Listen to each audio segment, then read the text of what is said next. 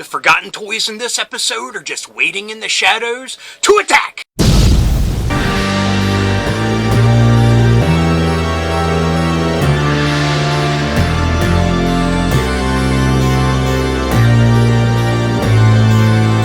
Oh my god, this sunburn almost looks purple. Ugh. Hello, fellow dorks and dorkettes, and welcome to Plastic Ghosts. My name is Rob, and this is the show where we talk about the forgotten toys of yesteryear. In this episode, we will be discussing forgotten 80s ninja and martial arts based toys. The popularity of ninjas and martial arts in general during the 80s was a thing of beauty. If you weren't there to witness it, it was a sight to behold. Now, martial arts in general had a foothold in America since the 70s, but it wasn't until the 80s when that kind of morphed into the ninja craze. We had ninjas popping up in everything from popular comics, TV shows, movies, and of course, toys.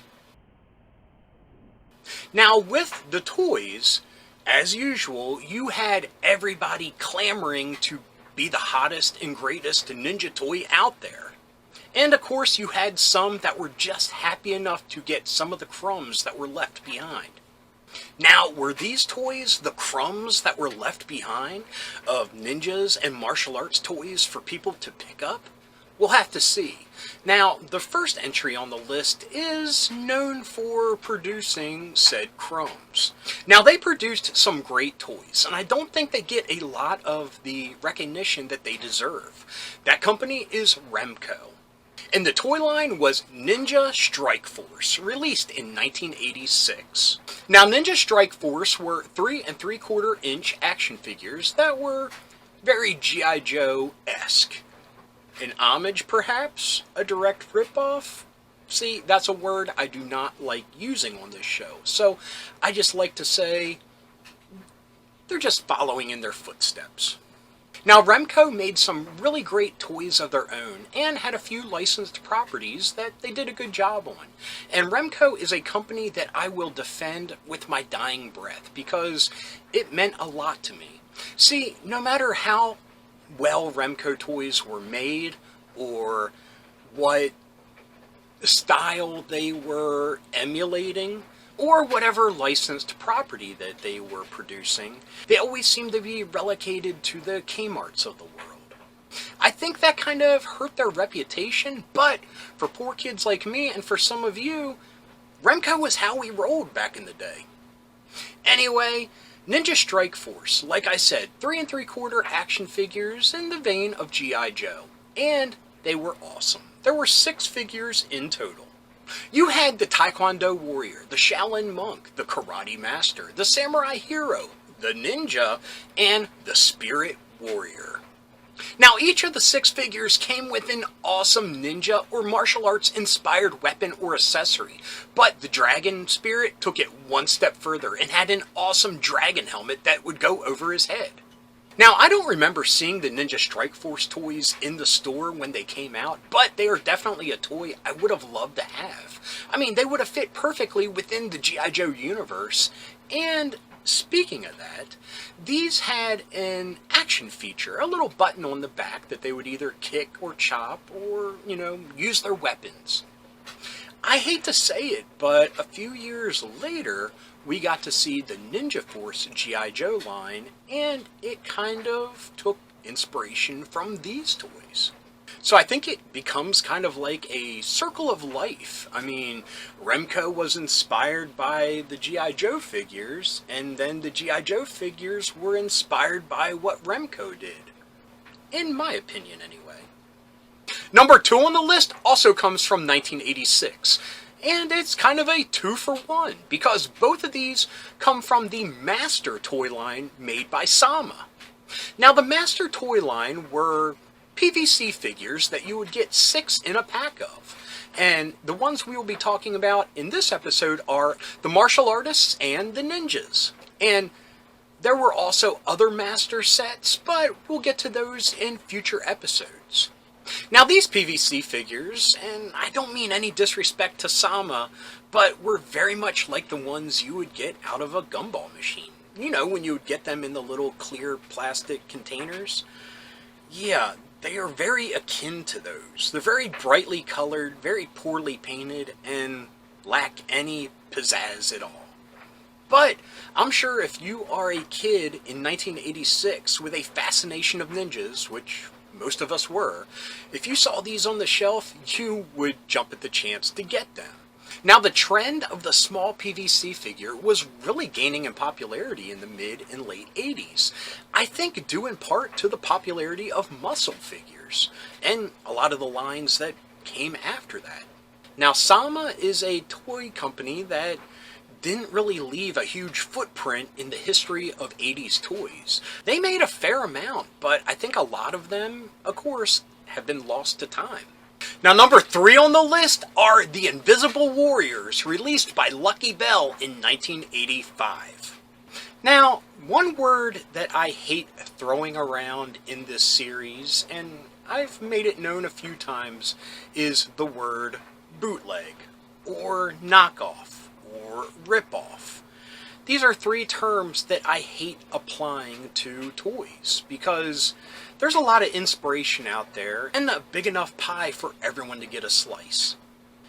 But I think I'm going to have to use one of those terms for this toy line, and that is knockoff. Now, these toys have a certain je ne sais quoi and a streak of imagination behind them, but the final product is a bit cheap and not well produced.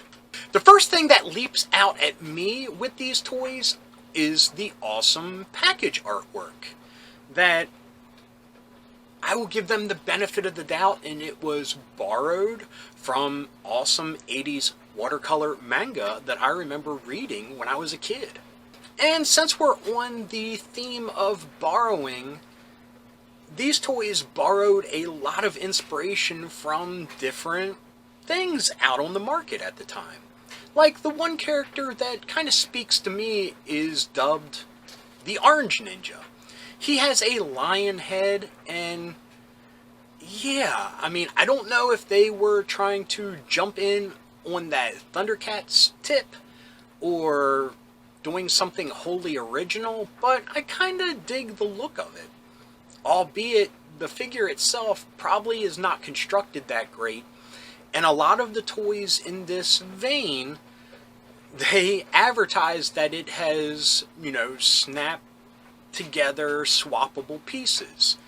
I think that's just another way of saying these are cheap, and we're covering it up by saying it's an added feature. Now, to be fair, doing some minimal research on these, it looks like they come from Mexico, which we know the reputation of Mexican toy companies and how much they like to borrow things. Yeah, borrow. As we can see on these figures, they borrow the torso from Masters of the Universe figures. And I can't tell, maybe we will find some when we go hunting for plastic ghosts, but I'm not sure of the posability of these figures. It looks like maybe they have a knee joint, but the arms are total Masters of the Universe. Like I said, there were 4 figures in total in this line, and they had names such as Orange, Black, Silver, and Purple.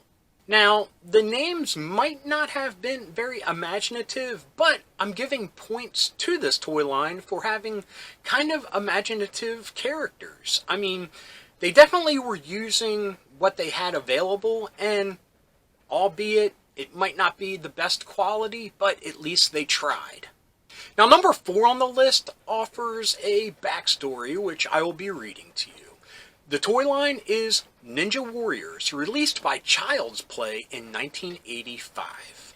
On the island of Japan, over 10 centuries ago, long before Columbus discovered America, before the Magna Carta was signed in England, there were an elite group of warriors. These warriors used martial arts of all the countries of the Orient and perfected weapons of silent destruction. Some served no master, save greed and evil. Others were bound by honor loyalty, kindness, and dedicated their lives to the preservation of good. Both factions were skilled in the art of ninjutsu. Both factions were known as ninja. Today, 1,000 years later, the art of ninjutsu still exists, having been handed down through the generations. Now, as then, there are those who serve only evil and those who strive to stop them. They have come to be known as ninja warriors. Dude, what an awesome backstory on the back of the packaging. I mean, I don't think the toys live up to it, but hey, they're giving it a shot. Now, I can't find a full listing of the real-life action figures and pictures of them, but we're going to go by the roster that's on the back of the packaging. And anyway, let's talk about these characters real quick. We have Junin, the Ninja Master, Whirlwind, Master of Fright, Swift Strike, the Master of Archery, Nightwing, the Master of, it's either Flight or Fright. I can't make it out on this. Either way, it applies with a name like Nightwing. Anyway, Dragon Mark, the Apprentice. Now, I don't know if that means he has a mark of a dragon or his name's just Mark and he likes dragons. I can't tell. We have Starcaster, the apprentice student of the Shadow. Kind of looks like he has camouflage. You know how army toys were all the rage, so it fits. We have Scorpia, the evil Lord of War. There was actually a horse named Toby Khan, the Leaping Blade. That's pretty cool. I wonder if I can find a picture of it and see if it was posable or not, or if it just was a rearing horse like in this picture. Shadow-san, the Master of Invisibility, and Castle Keep, the Master of Strength, who is, of course, like a sumo guy. And we'll talk about sumo guys here in a second. But anyway, like I said, with the little bit of research that I did, I couldn't find a lot of the actual toys to show. And it looks like there are a lot more characters than what's readily available. So, really curious to what eBay finds when we take a look. So anyway, I mean, it's going to be interesting to see if all of these figures were produced and if they're still floating around out there. And yeah, we'll have to see when we hit up eBay. Now, number 5, like I said, we were going to talk about Sumo. And these are Sumo Giants released by Arco in 1986. Anyway, Sumo Giants. These giant figures were 6 to 7 inches tall. There were 3 in total, and each one had an elaborate backstory that was featured on a file card with some extra verbiage underneath. They also came with a little collector's card of sorts that you could cut out of the back of the package. Now, these figures came with the traditional sumo gown and belt. I'm not sure of the names, and these characters had some pretty cool names, but I don't want to butcher them. Never mind, it looks like Arco didn't want us to butcher these names, so they gave them American names under their traditional Japanese ones.